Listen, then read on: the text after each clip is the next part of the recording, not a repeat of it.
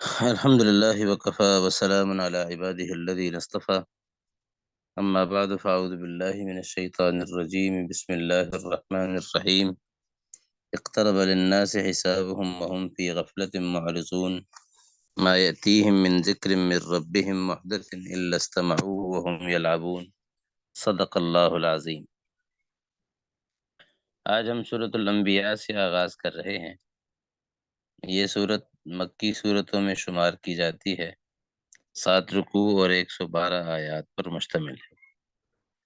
اس صورت میں بالکل آغاز میں اللہ رب العزت نے انسان کی غفلت اور اعراض کا ذکر کیا ہے، اور ساتھ ہی انسانی مزاج اور طبیعت کے حوالے سے اس بات سے آگاہی دی ہے کہ جب بھی انسان کے پاس کوئی نصیحت کو یاد دہانی آتی ہے تو انسان اسے اس حال میں سنتے ہیں کہ وہ کھیل تماشوں میں مست ہوتے ہیں. وہ کوئی سنجیدہ بات سمجھ کر، کوئی قابل توجہ بات سمجھ کر اس کی طرف متوجہ نہیں ہوتے، بلکہ اسے فضولیات میں مبتلا دل کے ساتھ سنتے ہیں. تو مقصد یہ ہے کہ انسان کو جب اسے کوئی نصیحت کی، کوئی سمجھانے کی کوئی بات کی جائے تو بجائے اس کے کہ وہ اسے غفلت میں اڑا دے، اس کا رویہ اصل میں یہ ہونا چاہیے کہ وہ نصیحت پر غور کے ساتھ متوجہ ہو. اس کے بعد اللہ رب العزت نے انبیاء کے بارے میں 2 باتیں بیان فرمائی ہیں جو عام طور پر اشکالات کیے جاتے تھے. ایک یہ کہ انبیاء علیہم السلام جب بھی دنیا میں آئے ہیں تو بشر ہوتے تھے، انسان ہوا کرتے تھے، کوئی پیغمبر غیر بشر نہیں ہوا. دوسری بات یہ کہ انبیاء علیہم السلام دنیا میں کبھی اس حال میں نہیں آئے کہ وہ نہ کھاتے ہوں نہ پیتے ہوں، نہ انہیں کوئی جسمانی حاجتیں لاحق ہوں، بلکہ ہر دور میں پیغمبر ایسا جسم بن کر نہیں آتے تھے کہ وہ نہ کھاتے ہوں، اور نہ وہ ایسے ہوتے تھے کہ جو ہمیشہ زندہ رہیں. ان کے ساتھ بھی وہ تمام جسمانی عوارض اور حاجات لاحق ہوتی تھیں جو ایک عام فرد بشر کے ساتھ لاحق ہوتی ہیں. اس کے ساتھ اللہ رب العزت نے آیت نمبر 16 میں ایک بڑی اہم بات کی طرف اشارہ فرمایا ہے. اگر آپ بعض اوقات کسی فلسفی کو دیکھیں، اس سے پوچھا جائے کہ دنیا کیا ہے تو وہ کہتے ہیں دنیا ایک تماشا ہے جو اللہ تعالیٰ نے لگایا ہے. نعوذ باللہ من ذالک. تو اللہ رب العزت ارشاد فرماتے ہیں کہ وما خلقنا السماء والارض وما بینہما لاعبین. ہم نے آسمان و زمین کو اس لیے پیدا نہیں کیا کہ ہم کوئی کھیل کرنا چاہتے تھے، کوئی تماشا لگانا چاہتے تھے. یہ ایک سنجیدہ مقصد کے تحت اس کائنات کو پیدا کیا گیا ہے، اور وہ سنجیدہ مقصد یہ ہے کہ یہ کائنات دراصل امتحان اور آزمائش کے لیے تخلیق ہوئی ہے انسانوں کے، اور انسانوں کی آزمائش اس کے اندر ہے ہر جہت سے. اور یہ کہ یہ کائنات اس لیے تخلیق ہوئی ہے کہ یہاں حق اور باطل کے درمیان ایک مقابلہ ہو، اور اس مقابلے میں باطل جب حق کے ساتھ ٹکرائے تو حق اس کا بھیجا اڑا کر رکھ دے، اسے ختم کر دے اور اس کا سر توڑ ڈالے. فیضا ہوا زاہق. اور پھر وہ باطل مریا میٹ ہو جائے. تو گویا اس دنیا میں حق اور باطل کی کشمکش ہمیشہ رہنے والی چیز ہے. یہ ایسی چیز نہیں ہے کہ جو کبھی ختم ہو جائے گی یا کبھی اس دنیا سے مٹ جائے گی. اسی طرح 22ویں آیت میں اللہ رب العزت نے ایک بڑی اہم دلیل ذکر کی ہے توحید کی.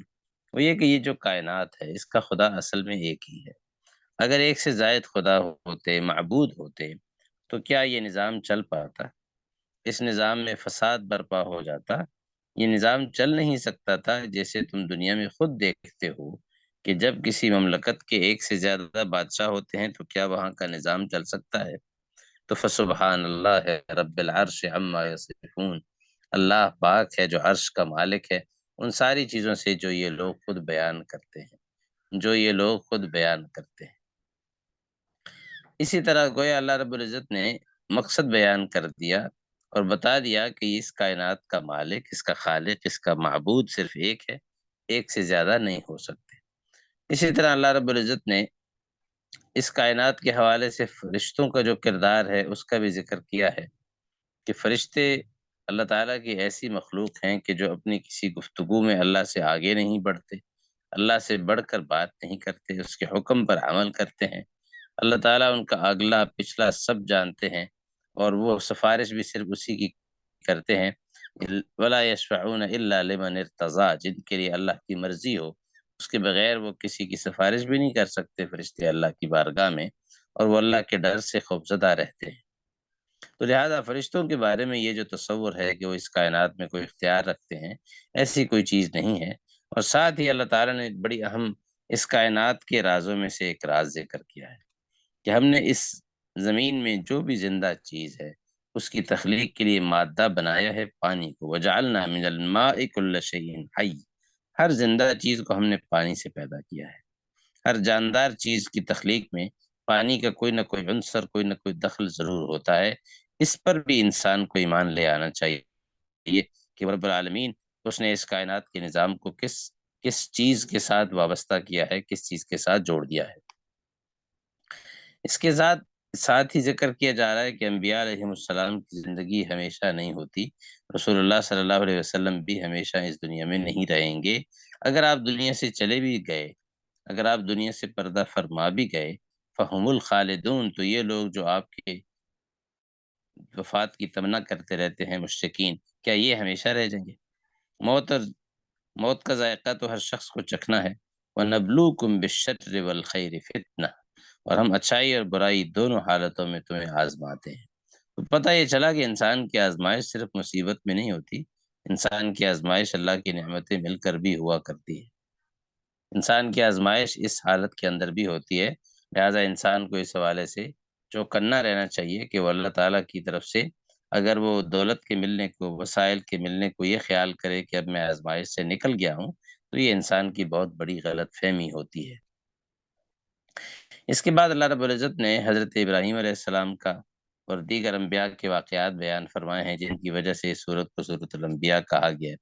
حضرت ابراہیم علیہ السلام کے حوالے سے وہ واقعہ ذکر کیا گیا ہے کہ جب ان کی قوم ان کو اپنے ساتھ میلے پر، یا وہ جو جشن ہوتا تھا ان کا سالانہ، اس پر لے جانا چاہتی تھی، حضرت ابراہیم علیہ السلام نے اپنے بیماری کا عذر کیا اور جانے سے انکار کر دیا، اور ان کے چلے جانے کے بعد آخر کار حضرت ابراہیم علیہ السلام نے ان کے بتوں کو توڑ دیا، ان کو ٹکڑے ٹکڑے کر دیا، اور پھر جب وہ لوگ آئے اور پریشان ہو کر پوچھنے لگے کہ ہمارے معبودوں کے ساتھ یہ کس نے کیا ہے، یقیناً وہ بڑا ظالم تھا، پھر انہیں خیال آیا کہ نہیں، یہاں تو ایک نوجوان موجود ہے جو ان کو برا بلا کہتا ہے ان کے بتوں کو، جس کا نام ابراہیم ہے۔ اب وہ اکٹھے ہوئے اور کہنے لگے کہ ابراہیم علیہ السلام کو سب کے سامنے لاؤ، پھر پوچھتے ہیں تو حضرت ابراہیم علیہ السلام فرماتے ہیں بل فعلہ کبیرہم، ہاں کسی نے کیا ہوگا، یہ بڑا بت یہاں بیٹھا ہوا ہے، اس سے پوچھو اگر یہ کوئی بول سکتے ہیں۔ حضرت ابراہیم علیہ السلام اپنے اس عمل کا انکار نہیں کر رہے، بلکہ دراصل ان کی آنکھیں کھولنا چاہتے ہیں اس بات سے کہ بتاؤ اگر یہ معبود ہوتے، یہ خدا ہوتے، تو بھلا ان کے اندر یہ طاقت نہ ہوتی کہ یہ اپنے آپ کو اس حملے سے بچا لیتے جو آج ان کے ساتھ ہوا ہے، اور یہ اپنے آپ کو ٹکڑے ٹکڑے نہ ہونے دیتے یا اس آدمی کو کوئی سزا دیتے۔ اس بات کا ان لوگوں کے پاس کوئی جواب نہیں تھا۔ حضرت ابراہیم علیہ السلام کو جواب یہ ملا کہ آپ کو بھی پتہ ہے کہ یہ تو نہیں بول سکتے۔ تو حضرت ابراہیم علیہ السلام نے گویا یہ نقطہ ان کے سامنے پروو کر دیا، لیکن شرک سے پھر بھی وہ باز نہیں آ سکے۔ عقل کے اوپر جو پٹی بندھی ہوئی تھی وہ نہیں کھلی، اور فیصلہ یہ کیا کہ حضرت ابراہیم علیہ السلام کو نعوذ باللہ سزا دی جائے۔ اس کے لیے آگ میں ڈالنے کا پلان بنایا گیا۔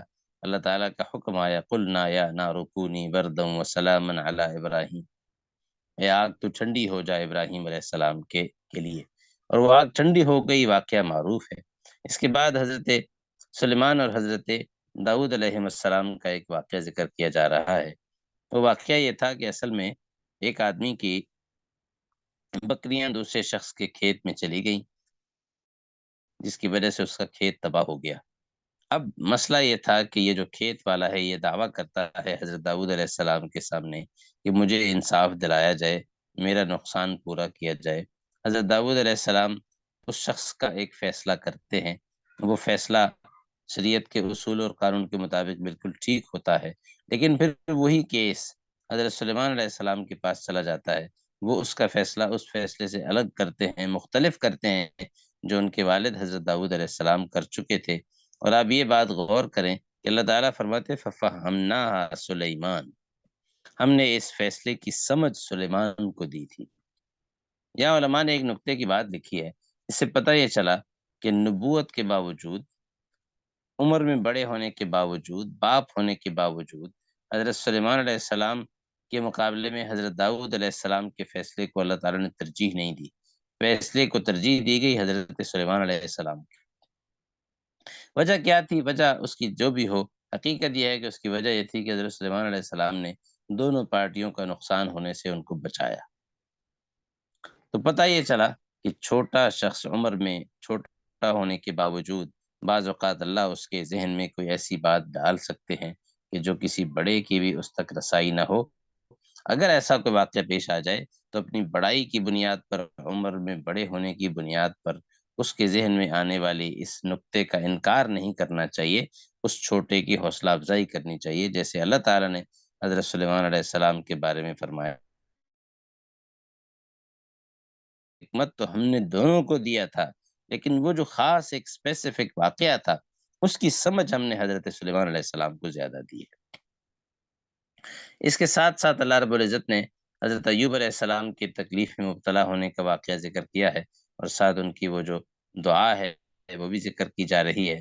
حضرت یونس علیہ السلام کے مچھلی کے پیٹ میں جانے اور وہاں سے نکلنے کا ذکر ہے، لا الہ الا انت سبحانک انی کنت من الظالمین، ان کی جو معروف دعا ہے، یا اللہ آپ کے سوا کوئی معبود نہیں، آپ پاک ہیں، یقیناً میں ہی ظالم تھا۔ فاستجبنا له ونجیناہ من الغم، اللہ تعالیٰ ان ساری شخصیات کی دعاؤں کا ذکر کرتے ہیں۔ حضرت یحییٰ علیہ السلام کی جو دعا تھی کہ وہ اپنے لیے اللہ سے بیٹا مانگ رہے تھے، اللہ تعالیٰ نے ان کی بھی فریاد سنی اور ان کی بھی دعا قبول فرمائی۔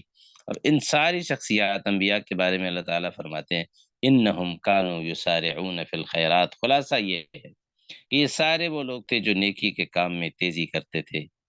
وَيَدْعُونَنَا رَغَبًا وَرَهَبًا، خوف اور امید دونوں کے ساتھ یہ ہمیں پکارا کرتے تھے، ہمیں پکارتے تھے۔ وَكَانُوا لَنَا خَاشِعِينَ، اور ہمارے سامنے ان کے دل جھکے ہوئے رہتے تھے۔ تو معلوم یہ ہوا کہ ایک مؤمن میں یہ خوبیاں ہونی چاہیے جو اللہ تعالیٰ نے ان انبیاء کی جماعت میں ذکر کی ہیں، کہ نیک عمل میں پیچھے نہ رہے اور اللہ کو ہر وقت پکارتا رہے، خوشی میں بھی، غمی میں بھی، امید میں بھی، خوف میں بھی، ہر حال میں، اور اللہ کے سامنے جھکا ہوا رہے۔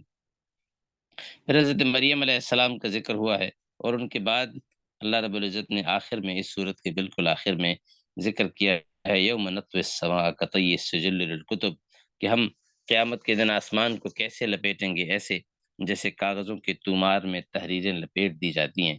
وہ تحریریں جو ہوتی ہیں وہ لپیٹ کر رکھ دی جاتی ہیں ایک طرف، تو اللہ تعالیٰ فرماتے ہیں ایسے ہی ہم قیامت کے دن آسمان کو لپیٹ دیں گے۔ کما بدأنا اول خلق نعیدہ، جیسے ہم نے پہلی بار پیدا کیا تھا اسی طرح ہم دوبارہ پیدا کریں گے۔ وعدن علینا انا کننا فاعلین، ہمیں ایسا کر کے ہی رہنا ہے۔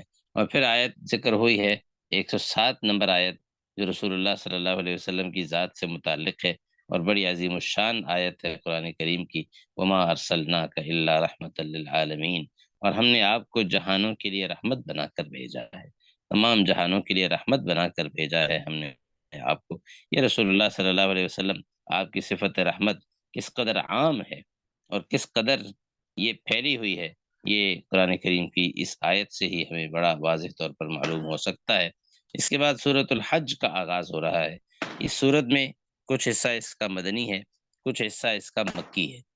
اس سورت کا نازل ہونے کا آغاز تو مکہ مکرمہ میں ہجرت سے پہلے ہو چکا تھا، لیکن یہ مکمل ہوئی ہے ہجرت کے بعد مدینہ منورہ میں۔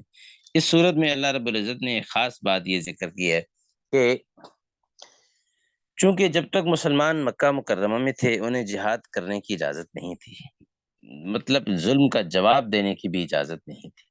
جو آپ کے ساتھ کوئی ظلم، کوئی زیادتی، کوئی جبر کر رہا تھا، اللہ تعالیٰ کا حکم اس کے لیے ایک ہی تھا کہ صبر کرو، معاف کر دو، درگزر کرو، اور ان جاہلوں سے اعراض کرو۔ یہ آیتیں قرآن کریم میں متعدد مقامات پر موجود ہیں۔ لیکن جب ہجرت ہو گئی، مسلمان مدینہ منورہ پہنچ گئے اور انہوں نے ایک شہر کو اپنے قبضے میں لے لیا، اس کے بعد ایک ریاست کی شکل اختیار کر لی، اب اللہ رب العزت نے حکم دیا ہے کہ اب تم جہاد کرو۔ اور وہ آیت جو سب سے پہلے جہاد کی اجازت سے متعلق تھی، وہ اسی سورۃ الحج کے اندر موجود ہے۔ اور اس سورت کو سورۃ الحج اس لیے کہتے ہیں کہ اس سورت کے اندر اللہ رب العزت نے حج کے بہت سے احکامات بیان فرمائے ہیں۔ تقریباً 2 رکوع ایسے ہیں جو حج سے متعلق احکامات پر مشتمل ہیں۔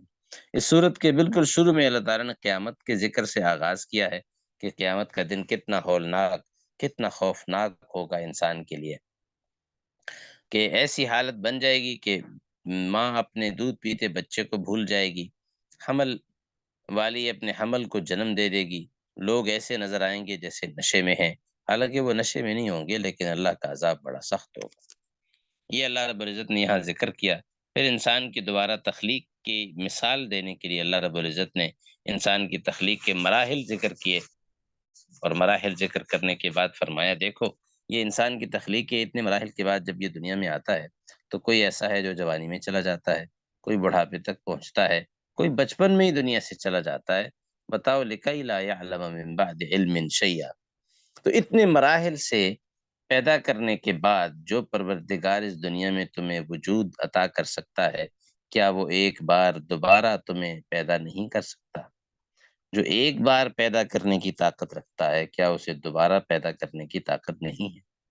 دوسری مثال اللہ رب العزت نے بڑی عجیب و غریب دی ہے، فرمایا تم دیکھو زمین کبھی کبھی ایسا ہوتا ہے کہ بالکل بنجر ہو جاتی ہے، ویران ہو جاتی ہے، مرجھا جاتی ہے۔ جب آسمان سے پانی برستا ہے، بارش آتی ہے، تو یہ زمین زندہ ہو جاتی ہے، لہلہانے لگتی ہے، اس میں بڑھوتری ہوتی ہے، کئی چیزیں اس کے اندر اگ آتی ہیں۔ تو گئے وہ زمین جو مردہ ہو چکی تھی، پانی کے نازل ہونے کے بعد وہ زندہ ہو گئی، اس کے اندر زندگی اور حیات اور ایک لائف کا کنسپٹ اس کے اندر ہمیں دکھائی دینے لگا، لہلہاتے ہوئے پھل پھول پودے اس کے اندر اگائے۔ تو اللہ تعالیٰ فرماتے ہیں دیکھو بالکل اسی طرح اللہ تعالیٰ تمہیں دوبارہ زندہ کریں گے، جیسے مری ہوئی زمین کو اللہ بارش سے زندہ کر دیتے ہیں، اسی طرح اس کے لیے تمہیں بھی زندہ کرنا، تمہیں دوبارہ پیدا کرنا کوئی مشکل بات اس کے لیے نہیں ہے۔ اس آیت کی جو اس صورت کی جو آیت نمبر 11 ہے وہ بڑی اہمیت رکھتی ہے۔ ہم میں سے ہر ایک کو سوچنا چاہیے کہ کہیں ایسی کیفیت میری تو نہیں ہے۔ یہ نفاق کی ایک علامت بتائی گئی ہے، وہ کیا ہے؟ وہ یہ کہ بعض لوگ ایسے ہیں کہ جو اللہ کی عبادت کرتے ہیں کنارے پر رہ کر، کنارے پر رہ کر مراد اس سے کیا ہے؟ یعنی وہ بالکل پوری طرح عبادت میں نہیں آتے، وہ تھوڑا تھوڑا کنارے پر رہ کر عبادت کرتے ہیں، تھوڑا سا حصہ دین میں سے بھی لے لیتے ہیں، باقی دنیا کو بھی خوش کرنے کی کوشش کرتے رہتے ہیں، اور دین میں اتنی دیر تک رہتے ہیں جب تک دین سے انہیں کوئی فائدہ ہو، فائدہ ملے تو بڑے خوش ہوتے ہیں، کوئی تکلیف آ جائے دین کی وجہ سے، کوئی مصیبت آ جائے، کوئی آزمائش آ جائے، کوئی انہیں کچھ کہہ دے زبان سے، کوئی برا بلا کہہ دے دین دین کی وجہ سے، تو فتنۃ انقلب علی وجہہ، کہتے ہیں ایسے لوگ ہیں جو کنارے پر رہ کر عبادت کرتے ہیں اللہ کی، اگر انہیں کوئی خیر ملتی ہے تو بڑے خوش ہو جاتے ہیں، مطمئن ہو جاتے ہیں، اگر کوئی آزمائش پہنچ جاتی ہے تو وہ چہرے کے بل پلٹ کر واپس کفر کی طرف چلا جاتا ہے۔ خسرت دنیا والآخرہ، اس نے دنیا کا بھی نقصان کیا اور آخرت کا بھی، اور یہ یقیناً بہت کھلا ہوا بڑا واضح نقصان ہے۔ تو مقصد یہ ہے کہ انسان کی دین کے ساتھ وابستگی منافع کے لیے انٹرسٹ بیسڈ نہیں ہونی چاہیے، اپرچونسٹ مائنڈ سیٹ کے ساتھ نہیں ہونی چاہیے۔ انسان کی دین کے ساتھ وابستگی اللہ کی خوشنودی اور اس کی رضا کے لیے ہونی چاہیے، اور جب اس طرح کی وابستگی ہوگی اللہ کے دین کے ساتھ تو پھر وہ انسان کو وہ دین میں رہنا نفع بخش ہوگا، اور اگر دین میں کوئی تکلیف بھی آئے گی انسان خوش دلی کے ساتھ اسے برداشت کرے گا، جیسے صحابہ کرام نے برداشت کیا۔ اب تمام انبیاء کی ایک بات ذہن میں رکھیے، تمام انبیاء کی ایک مشترک صفت یہ ہے کہ ہر پیغمبر کو دین کی دعوت کی وجہ سے دھتکارا گیا، تنگ کیا گیا، تکالیف پہنچائی گئیں، اور اس کے پیچھے ان کا کوئی مسئلہ نہیں ہوتا تھا۔ انہوں نے کسی کی زمین کا نقصان نہیں کیا، کوئی خیانت نہیں کی، کسی کے ساتھ نعوذ باللہ کوئی کذب بیانی نہیں کی۔ ان ساری صورتوں کے باوجود اپنے کردار میں، اپنے اخلاق میں اعلیٰ ترین معیار پر وہ حضرات پورے اترتے تھے، اس کے باوجود دنیا نے انہیں سکون سے جینے نہیں دیا، تکالیف اور آزمائشیں ان کی زندگی کا حصہ بنی رہی۔ یہ معنی یہ تھا کہ اللہ کا نام لینے کے باوجود لوگوں نے انہیں چھوڑا نہیں ہے، معاف نہیں کیا۔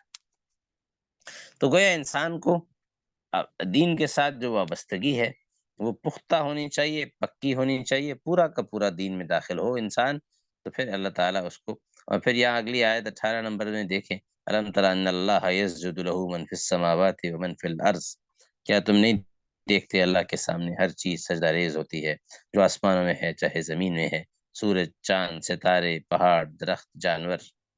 ان ساری چیزوں کا ذکر کرنے کے بعد آگے اللہ تعالیٰ نے انسان کا جب ذکر کیا ہے تو اس کو ذکر کیا ہے بڑے مختلف طریقے سے۔ فرمایا وَكَثِيرٌ مِّنَ النَّاسِ، بہت سے انسان بھی ہیں جو اللہ کو سجدہ کرتے ہیں۔ جو باقی مخلوقات کا جب ذکر آیا تو اللہ تعالیٰ نے ان کو اللہ کے سامنے سجدہ ریز قرار دیا مجموعی حیثیت میں، ٹوٹیلٹی میں۔ لیکن جب ذکر آیا انسان کا تو اللہ تعالیٰ فرماتے ہیں بہت سے انسان اللہ کی عبادت کرتے ہیں، سجدہ کرتے ہیں اس کو، اور بہت سے ایسے بھی ہیں جن پر عذاب ثابت ہو چکا ہے اللہ تعالیٰ کا۔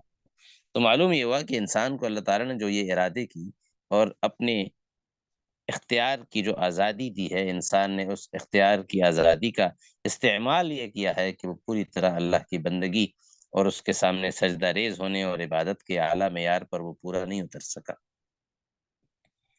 اس لیے انسان کو اس چیز پر غور کرنا چاہیے کہ جب ساری کائنات اس کے سامنے جھکی ہوئی ہے، ہر چیز اس کے حکم کے تابع ہے، تو انسان کو بھی اپنے آپ کو پوری طرح اللہ کے سامنے جھکا دینا چاہیے اور بالکل عاجزی اور دل کی عاجزی کا رویہ اختیار کرنا چاہیے۔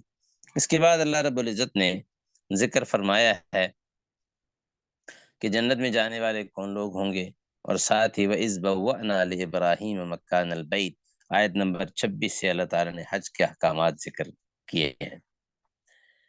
حضرت ابراہیم علیہ السلام وہ پہلے شخص تھے جنہیں اللہ رب العزت نے اس بیت اللہ میں اپنا ٹھکانہ دیا، اور ہم نے ان کو اس جگہ بتائی اور فرمایا کہ میرے ساتھ کسی کو شریک نہ کرنا، میرے اس گھر کو طواف کرنے والوں اور قیام کرنے والوں کے لیے پاک رکھنا، رکوع سجدہ کرنے والوں کے لیے بھی۔ وَأَذِّن فِي النَّاسِ بِالْحَجِّ، اور یہ کہ حضرت ابراہیم علیہ السلام کو حکم ملا کہ آپ حج کا اعلان کر دیں لوگوں کے اندر، کہ لوگ زمین بھر سے، کائنات بھر سے آئیں اور اپنے اللہ کے اس گھر کے لیے حج کے ارادے کے ساتھ یہاں آ کر اپنا وقت گزاریں اور اللہ تعالیٰ کے سامنے بندگی کا یہ طریقہ اختیار کریں۔ تو لوگ آنے شروع ہوئے۔ بعض روایات میں موجود ہے کہ حضرت ابراہیم علیہ السلام نے سوال کیا کہ اللہ میری آواز ان لوگوں تک، میں اس صحرا میں کھڑا ہوں جہاں نہ کوئی آبادی ہے، نہ کوئی یہاں بسنے والا ہے، چند ایک لوگ، یہ ایک چھوٹا سا قبیلہ یہاں موجود ہے، تو فرمایا آپ آواز دیجئے، اللہ تعالیٰ کی جانب سے اس پیغام کو پہنچانا اور لوگوں کے قلوب کو اس مقام کی طرف متوجہ کرنا یہ اللہ کا کام ہے۔ اور آپ دیکھیے کتنے قلوب متوجہ ہیں، کوئی کیا کیا ہیلے کر کے انسان کس کس طرح سے اللہ کے اس گھر کی زیارت کے لیے، وہاں حج کے لیے، وہاں عمرے کے لیے کس کس طرح سے پہنچتے ہیں۔ ساتھ ہی یہ بتایا گیا کہ جب انسان اللہ کے اس گھر کے اس کے لیے جاتا ہے، پھر اس کے پاس جو جانور ہے جو اسے وہاں ذبح کرنا ہے، اس کے بارے میں اسے حکم ہے کہ وہ خود بھی اسے کھائے، وَأَطْعِمُ الْبَائِسَ الْفَقِيرَ، اور پھر یہ کہ وہاں پر وہ انسان جب جائے تو میلا کچیلا رہتا ہے، احرام کی پابندیاں اس کے اوپر ہوتی ہیں، لیکن پھر ایک ایسا وقت آتا ہے کہ جب احرام کی پابندیاں ختم ہوتی ہیں، انسان میل کچیل دور کرتا ہے اور بیت اللہ کا، اللہ کے اس گھر کا طواف کرتا ہے۔ تو طواف بھی گویا عبادت کا حصہ ہے۔ اور اسی طرح شرک سے دور دور رہنے کا حکم دیا گیا، اور جو شرک کرنے والے ہیں ان کی ایک مثال کے ذریعے سے وضاحت کی گئی، اور ساتھ شاعر اللہ کی تعظیم کا حکم دیا، وَمَن يُعَظِّمْ شَعَائِرَ اللَّهِ فَإِنَّهَا مِن تَقْوَى الْقُلُوبِ، جو اللہ کے شاعر کی تعظیم کرتا ہے تو یہ بات دلوں کے تقوی سے حاصل ہوتی ہے۔ یعنی اگر دل میں تقوی ہوگا، شعائر کسے کہتے ہیں؟ شعائر اصل میں وہ علامتیں جن کو دیکھ کر کوئی دوسری چیز یاد آئے۔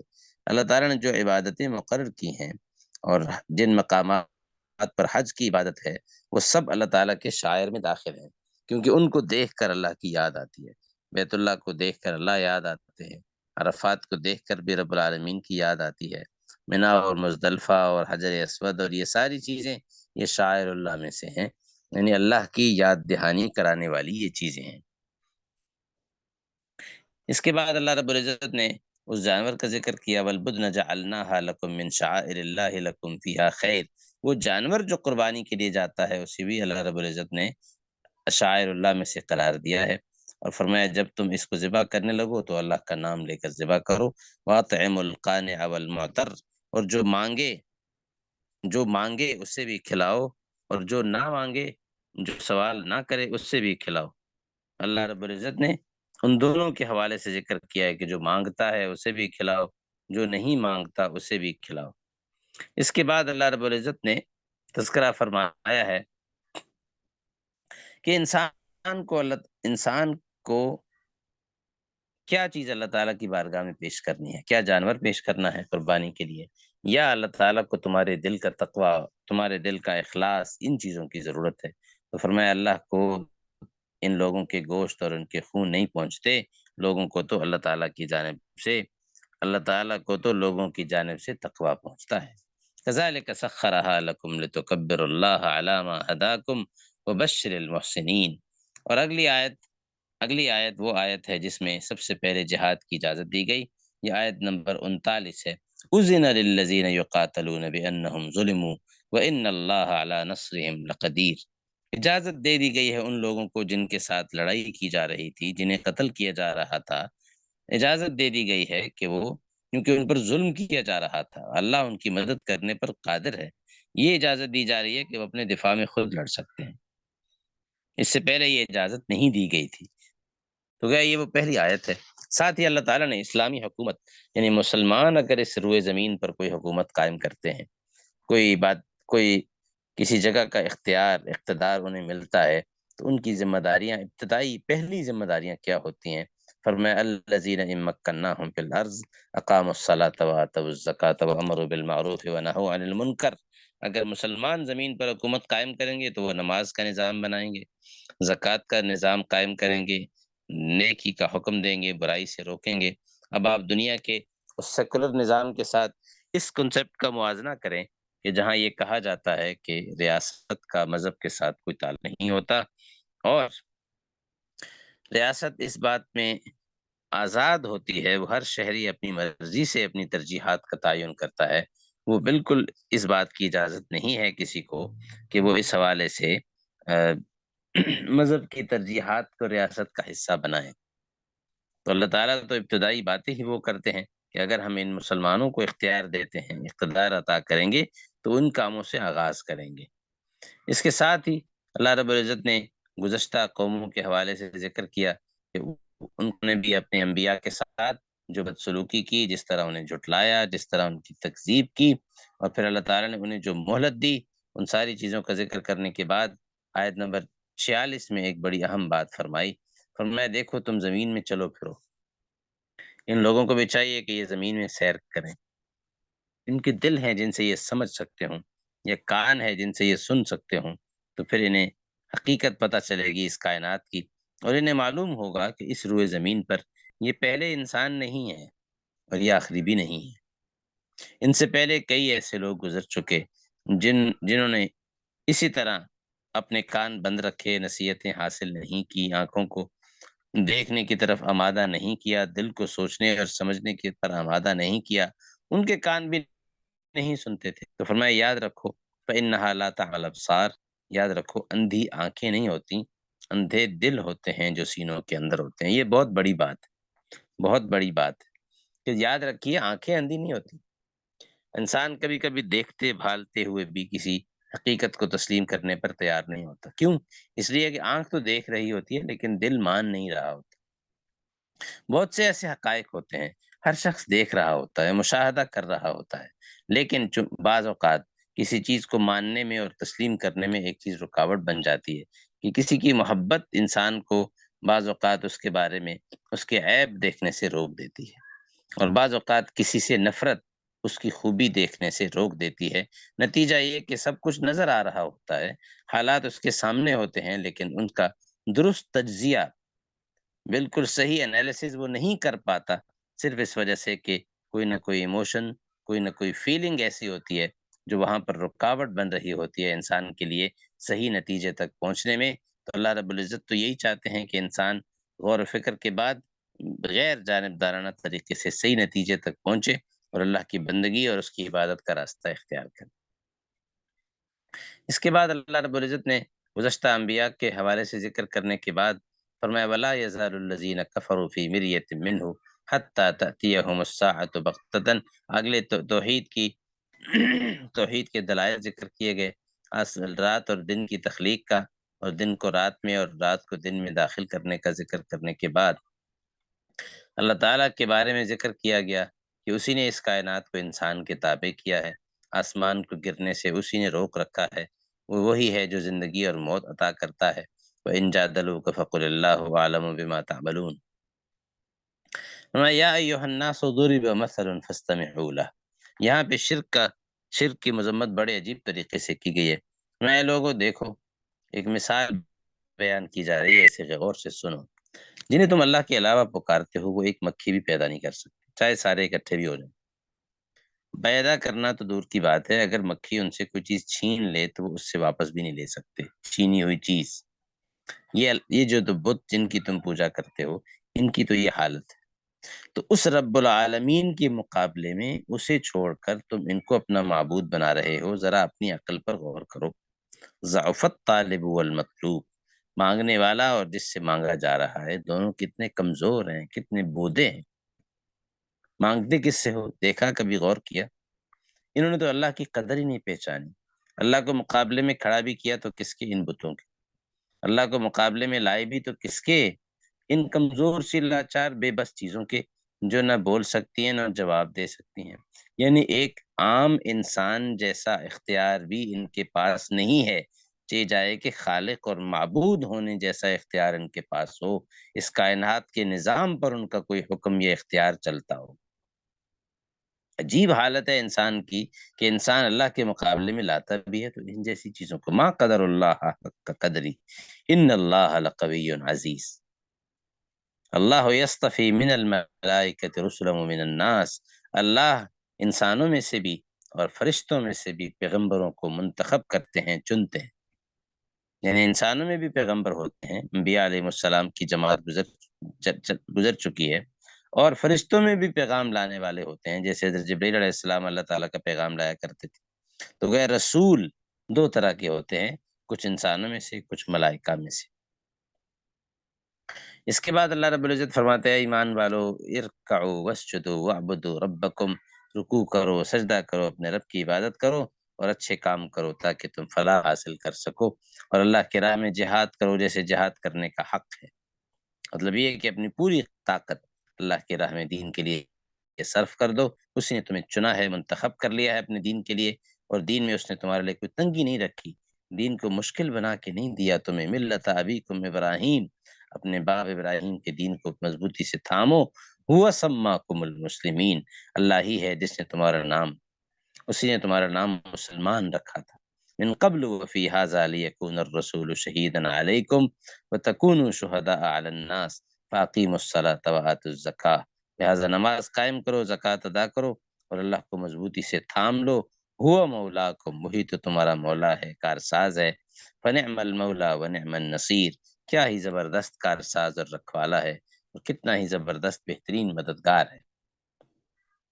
اگلی سورت اس کے بعد آغاز ہو رہا ہے سورۃ المؤمنون کا۔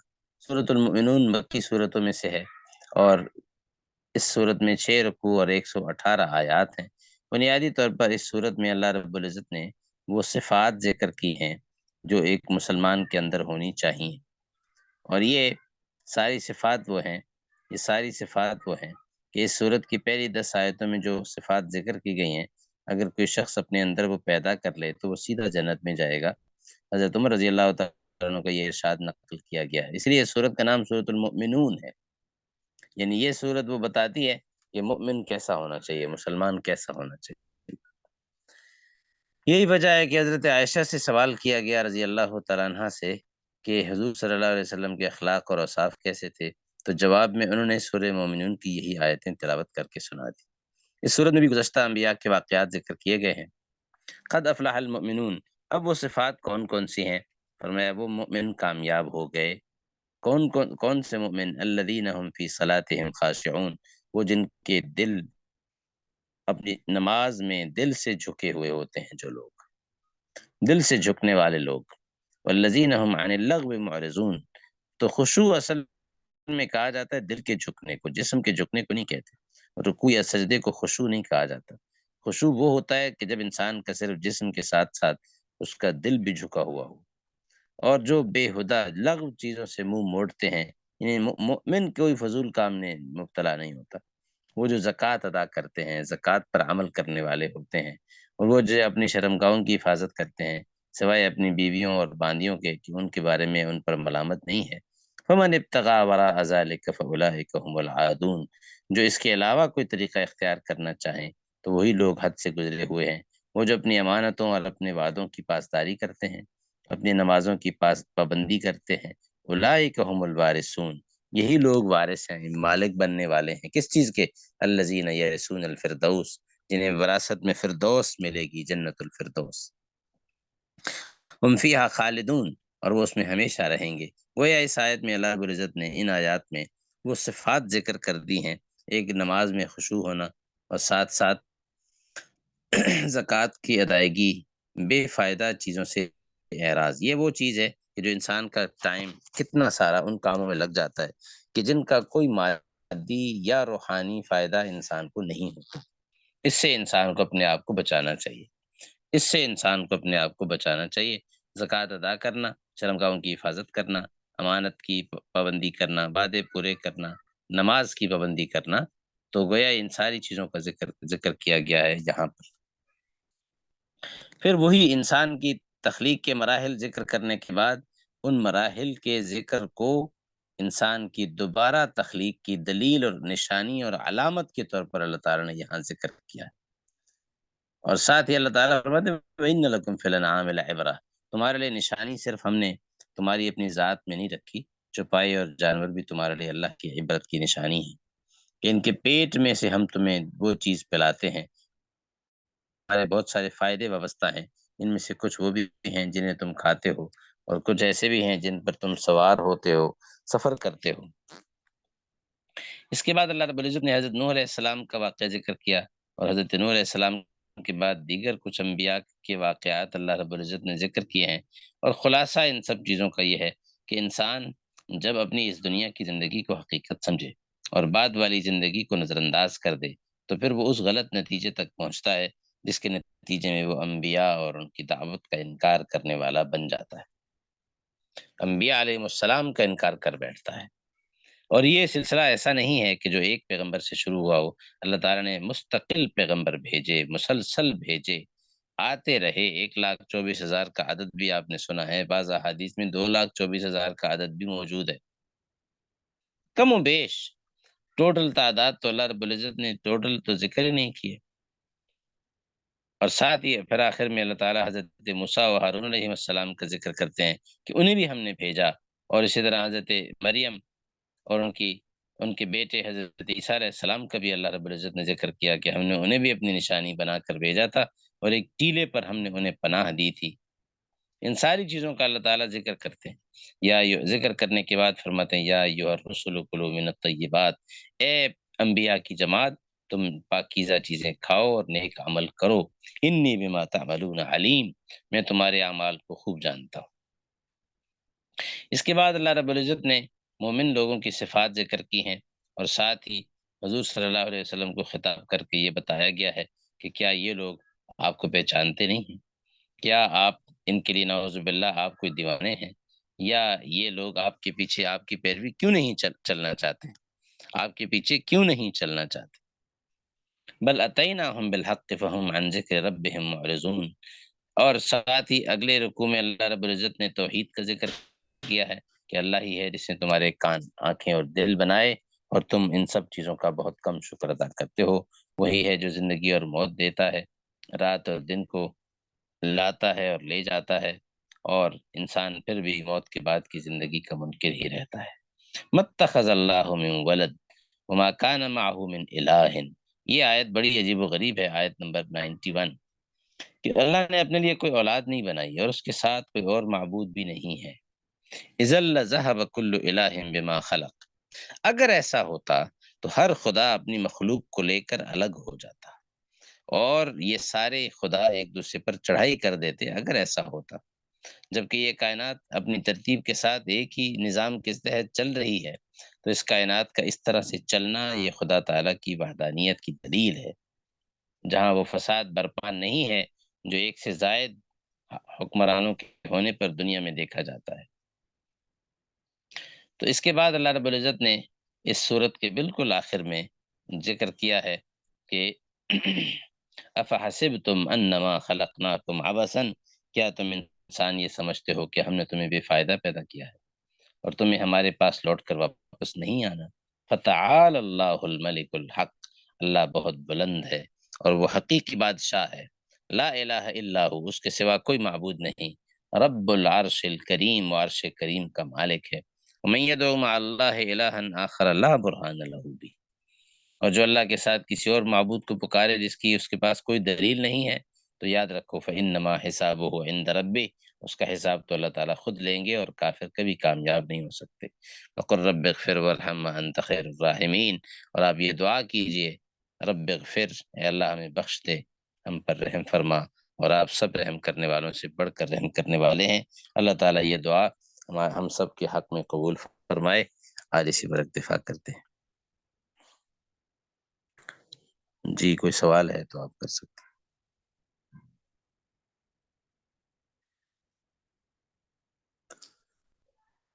ٹھیک ہے جی، السلام علیکم۔